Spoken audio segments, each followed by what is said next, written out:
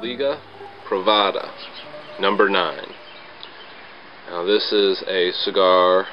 My Spanish is very faint, so I do apologize, but I believe it says exclusively made for the boss. This is made by the gentleman who makes the acid line of cigars, the infused cigars. A little bit too sweet for my flavor, and actually they do feel it was a little bit too sweet for his taste as well. He had originally anticipated on making a daily cigar for himself, something that he would enjoy. Thus bred the number 9, and I'll include more information in this webpage about what exactly the cigar brings and what brought it to where it is today. It really does have a very woody smell, a very cedar, nice and mellow. There's really nothing that stands out dramatically other than it's very well made, very well constructed, no soft spots, no blemishes. A couple of the veins are a little bit large, but I don't think that's going to breed any issues. A lot of cocoa, wooden cocoa coming from the foot of this.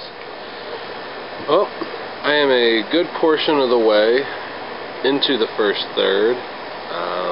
Still have quite a bit of it left to go. I just wanted to throw in there that the draw has definitely already started to open up.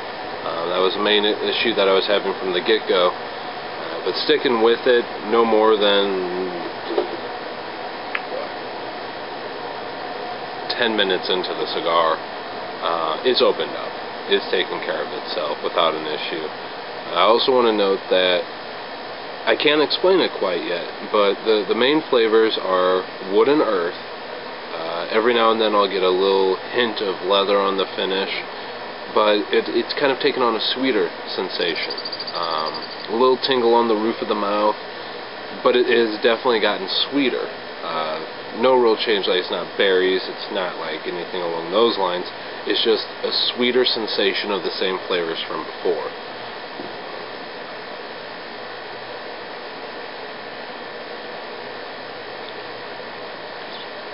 Yeah, I can't quite explain it yet, but hopefully in the written review I've nailed it down. So, still into the first third, and we will be back.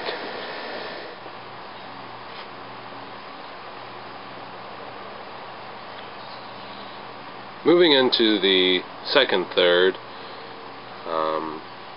pretty much as standard along with the first third.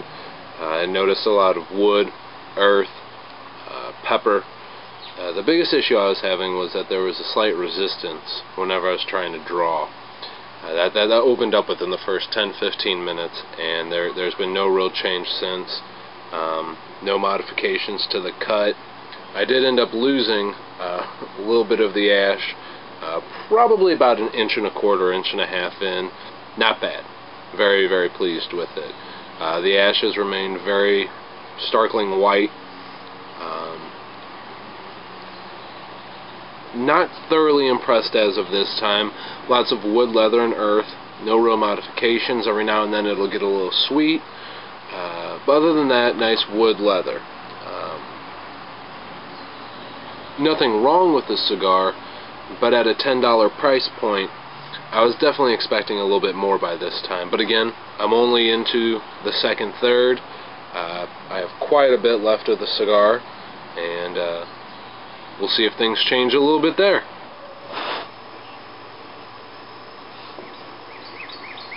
Pretty good ways into the final third. Multiple corrections to the burn, but I do think that's mainly due to the humidity. It's about ready to start raining here pretty soon. One thing that's not indicative to the weather, though, I am noticing that this is now the second crack in the body. The first one, it burned right through. The second one, I'm not sure if I'm going to be so lucky. The band came off without a problem. There's no tears, no issues with that. It didn't get caught. Not exactly sure how to explain where the crack came in. It's not on a vein or anything along those lines. It definitely has gotten a lot more taste of wood and coffee. The earthiness has definitely left. It's not nearly as mellow. It's a little bit more spicy. I'd say up into the upper medium range now. The retrohale is definitely getting a lot more pepper to it, a lot more spices. I'd say it's definitely increased from a $6 or $7 cigar up to an $8 or $8.50 cigar.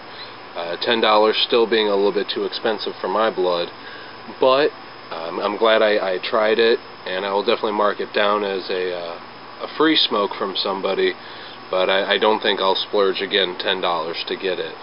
But again, just beginning on the final third, maybe this last portion will change my mind about that. Pretty much about halfway through the second third, or the last third right now. It's really starting to pick up a little bit of flavors of nuttiness, kind of like a cashew type taste. There's still a lot of wood and coffee, leather notes come and go. The second and third was pretty much a lot of leather and wood. Now it's more wood and kind of coffee notes. The burn, pretty well intact. I have had to modify it, and you can tell there's definitely an issue right now with the crack in the body. The first one it went through, not a problem. I don't know if I'm going to be so lucky on this second one. It was not due to the wrapper or anything along those lines. That came off without a problem and didn't tear, but it did start to kind of puff up and split after I had taken the label off about 5 minutes. I'm into this cigar right now roughly an hour and a half, so it definitely has held on for its time. It started off medium, held throughout medium, now it's in the upper medium to lower full range, pretty mellow throughout. I'm going to go ahead and finish up this and let you all know how I think about it. As I said before, it's a very good cigar. I'm glad I tried it. It was well worth a first to try. But at $10 a cigar, it's a little bit rich for my blood and not as complex as I would expect from another $10 cigar.